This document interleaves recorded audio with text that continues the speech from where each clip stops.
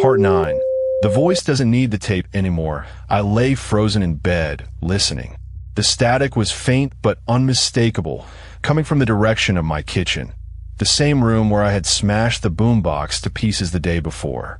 I had thrown every fragment of it away myself, watched it burn down to ash and slag, watched the bucket cool in the dark courtyard for over an hour before I finally went inside. I forced myself to get up.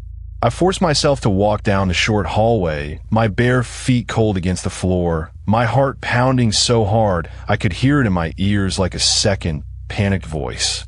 The kitchen was empty. No books. No tape.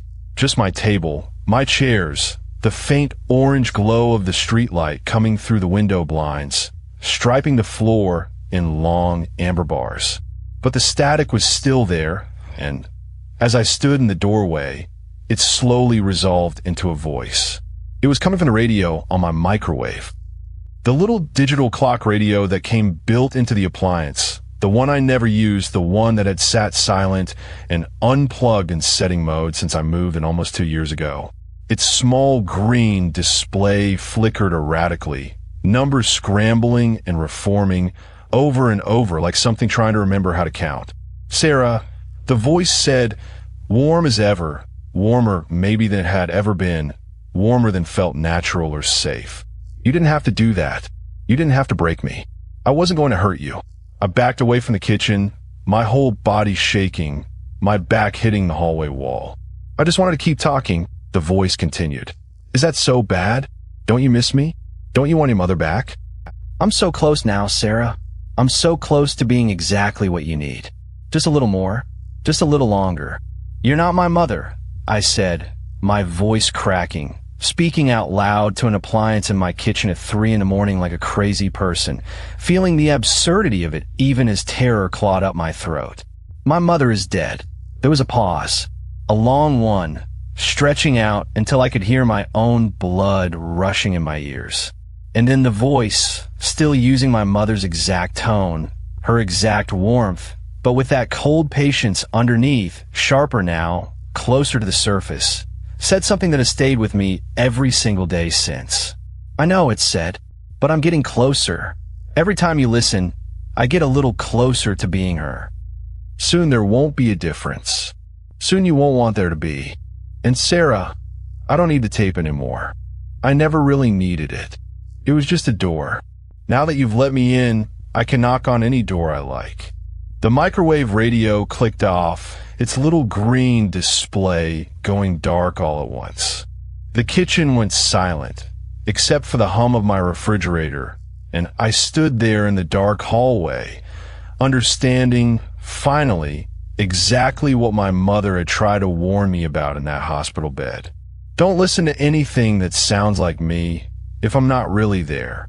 She had known. Somehow, at the end, delirious and dying and hearing humming that had her own voice in it, she had known this thing existed, had maybe even encountered it herself in some smaller, earlier form, and she had tried with her last clear breath to protect me, and I hadn't listened in time. Part 10. Priya's phone. I didn't tell Priya about the microwave right away. I think some part of me was ashamed, the way you're ashamed of a wound that keeps reopening no matter how carefully you bandage it. But 4 days later, she called me, and her voice on the other end of the line was different, thin, frightened, nothing like her usual steady confidence. She told me her phone had rung the night before at 3:17 in the morning. No caller ID.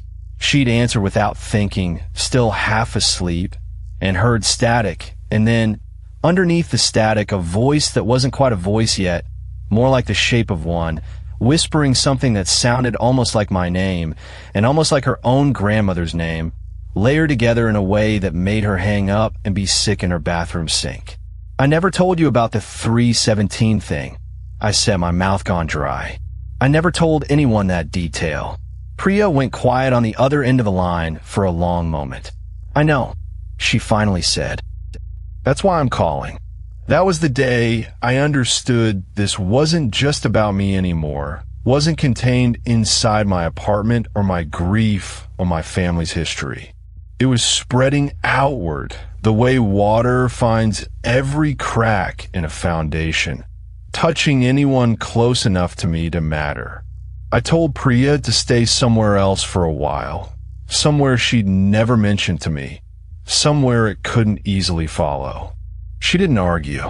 She packed a bag that same afternoon and went to stay with her sister 2 states away, and I haven't let myself call her since. Not even once, because I'm afraid that hearing my voice on the line might be exactly the kind of door this thing is looking for. Part 10 and a half. Dr. Reyes around this time. My boss noticed I wasn't sleeping, noticed the dark circles under my eyes and the way my hand shook when I held my coffee cup, and she gently suggested I take some time and talk to someone. I made an appointment with a grief counselor named Dr. Reyes, a kind-faced woman in her 50s with a soft voice and an office full of houseplants that all looked suspiciously healthy for a room that saw so much crying. I didn't tell her everything. I couldn't. I told her about my mother, about the funeral, about the exhaustion of clearing out a house full of someone else's whole life. I told her, carefully, in the most normal-sounding way I could manage, that I'd found an old recording of my mother's voice and that listening to it had started to feel unsettling, that I sometimes felt like it knew things it shouldn't know. Dr. Reyes nodded slowly and told me, gently, that this was actually very common in grief. The mind is a pattern-making machine, she explained. It fills in gaps. It creates coincidences out of ordinary details because coincidence feels more bearable than randomness.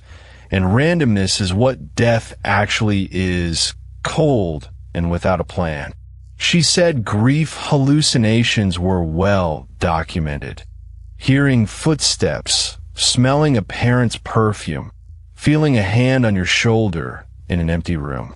She said my mind might be doing something similar with the tape, hearing new details each time because I was, in a sense, listening for them, primed by loss to find meaning where there was only static and an old woman's tired, ordinary voice.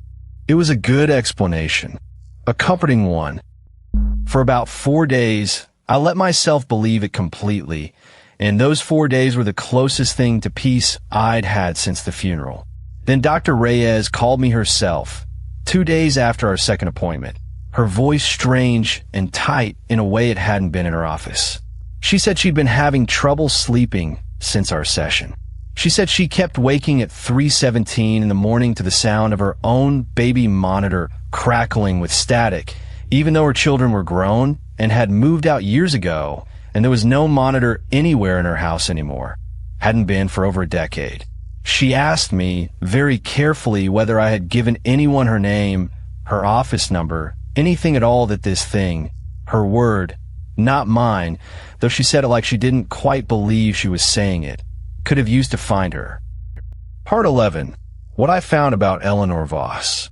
I went back to the library one more time, driven by something I couldn't fully name, so me to understand the shape of the thing that was hunting me before it finished doing whatever it was doing. I dug deeper into Eleanor Voss, cross-referencing old city directories, property records, anything the library's dusty archive could offer a woman with too much free time and too much fear driving her forward.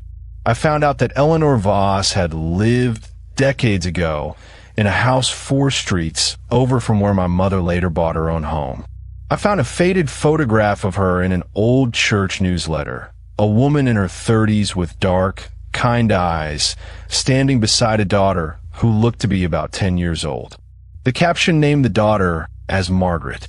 I found no further mention of Margaret anywhere in the archive after that single photograph. No school records, no wedding announcement, no obituary, nothing, as if a 10-year-old girl had simply stopped existing in any public record the moment that photograph was taken. I sat in that library for 3 hours, piecing together fragments, and the picture that emerged made my hands go cold in a way the air conditioning alone couldn't explain. A recording. A woman who became obsessed with it. Strange behavior escalating for months.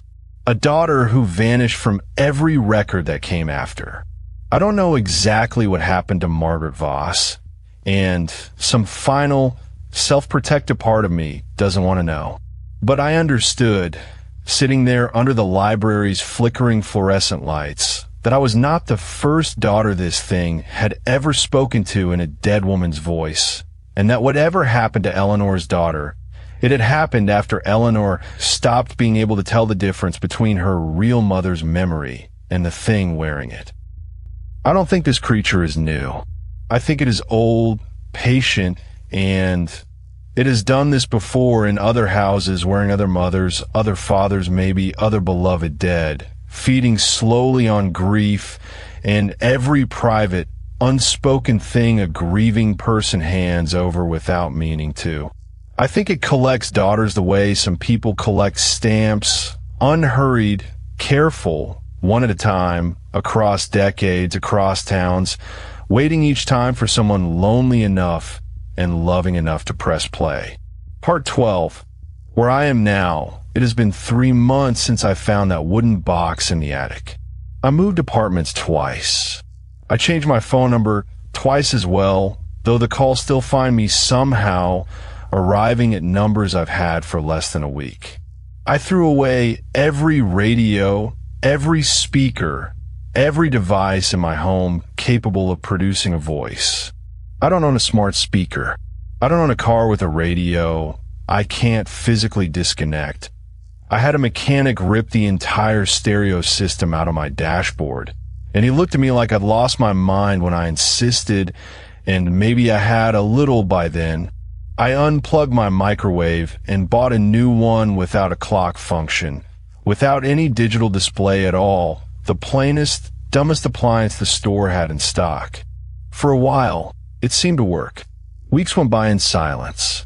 I started to believe, cautiously, carefully, the way you test weight on a bridge you're not sure will hold, that maybe destroying the physical tape had actually weakened it, that it needed some kind of anchor, and I had taken that away by burning it down to ash. But 2 nights ago, my phone rang at 3:17 in the morning. The screen showed no caller ID, just a blank gray box where a name or number should be, glowing in the dark like something patient and awake. I didn't answer. It rang again the next night, and the next. I haven't answered. I don't intend to. But last night, for the first time, it didn't just ring. It left a voicemail, even though I never picked up, even though the call showed, as missed on my screen the entire time, the little red one appearing beside the voicemail icon like a wound that had opened on its own. The voicemail is 11 seconds long. I haven't listened to it. I don't think I ever will. Not because I don't want to hear her voice. God help me. Some nights I want that more than I want almost anything else in the world. But because I finally understand what listening actually costs. Every time I let that voice in, it doesn't just speak to me. It learns me. It gets a little closer, a little more solid, a little more like the shape of the woman I lost. Until one day, I'm afraid there won't be a difference left to notice, and I'll have handed over the last of my mother's memory to something that was never her at all. I keep the phone in a drawer now, face down, the little red notification bubble sitting there in the dark like a small red eye that never blinks and never closes.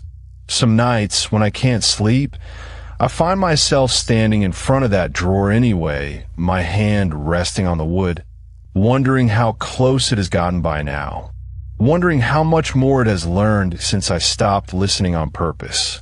Wondering if someday I'll get so lonely, so exhausted, so desperate to hear my mother's voice one more time, that I'll finally open that drawer, pick up the phone, and press play.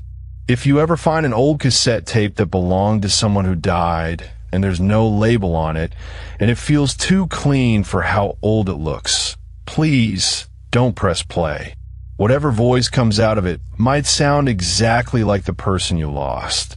It might say all the right things, know all the right memories, comfort you in exactly the way you need to be comforted in a voice so perfect and so warm that every instinct in your body will tell you it's safe. But it isn't them. And every single time you listen, it gets a little closer to becoming whoever it wants to be. My phone is ringing right now as I finish telling you this. 3:17 in the morning. No caller ID. I haven't decided yet whether I'm going to answer.